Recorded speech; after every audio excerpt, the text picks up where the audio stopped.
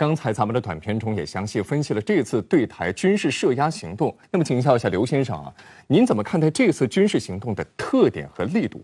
我认为说是点到为止吧。大陆方面其实还是想把影响尽可能减小到最小的一个程度。那么它的特点，就是这次演习的针对性是很强的，基本上是锁定了台湾的对外交通的一些节点，可以说是模拟进行全面封锁的这种布局。那我觉得这是一个很大的一个突破哈过去的这个大陆的宣示，台海中线的宣示跟国际水域的这两个宣示那么把它用实战化或者是实力的这个展现，来达到这个真正的一个宣示的一个目标。过去美军不断的在台湾见过这种所谓的不对称作战，那这个不对称呢，就是说想以小博大。现在问题是飞弹或者战斗机可以打到台湾的这样的一个门口了，那你还能够用不对称作战吗？有分析认为，这次军演的重大意义是对于统一的战略环境、战略格局的一次主动的重塑。那事实上就彻底突破了所谓的海峡中线，也是彻底突破了台湾划定的所谓的防空识别区，而这一切就是实质控制台湾的开始。那请教一下黄先生，您怎么看待这个开始？这是不是意味着我们向统一又迈出了实质性的一步？整个台湾地区大陆的军事存在受一个常态，一个新的常态。我认为这一点呢是具有突破意义的。如果我们多少年以后回头来看一看，等祖国完成统一后呢，我想这个节点，就这一次军事行动会被看作一个转折点或者一个起点。那么我们对台湾地区的各方面的管控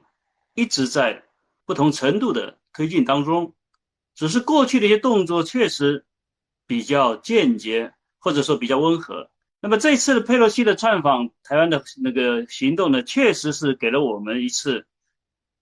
对台湾地区那个进行管控和治理的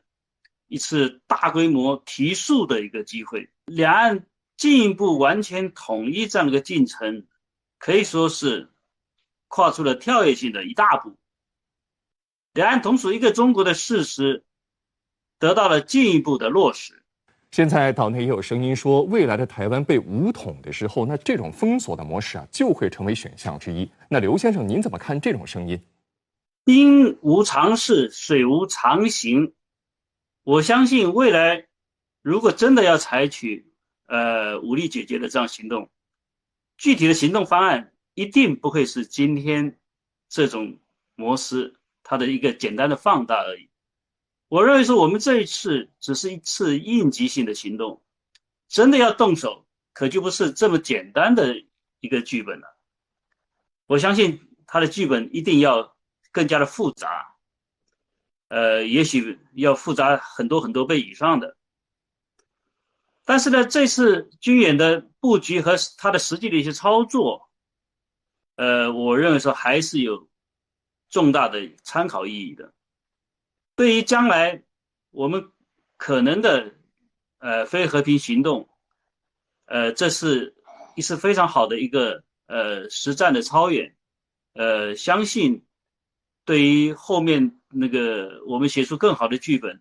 是有很大的帮助的。也有评论认为对于反制佩洛西窜访台湾，大陆高调展示海空封锁台岛实力的同时，也是再一次显示了中国这10年来始终坚持的战略定力。您怎么看待我们这种战略上的平衡？我们看到一开始网上各种非常极端的这种言论，比如说半飞或者说是击落佩洛西的专机等等，这样的一些说法实际上是吊足了我们全体网民的胃口。甚至台湾方面有些人也认为说我们可能会这么做，但实际上中国政府并没有这么说过，最后也没有这么做。日本有一位知名的这个评论家叫冈田聪的，他就说中国政府在这一次危机过程当中，他的处理是非常镇定的。中国政府没有掉入美国人所设计的这个陷阱，在这个事件过程当中，他其实是按照自己的战略，按照自己的节奏，按照自己的方式来行事的。今天我们来看，慢慢的这些当时失望的人，很多人都是我们所认识的人，他们开始反而感到，中国政府在危机的管控方面其实是深谋远虑的。那么在反制行动上，它的设计也是非常精准的。所以现在看到的更多的是赞颂的声音。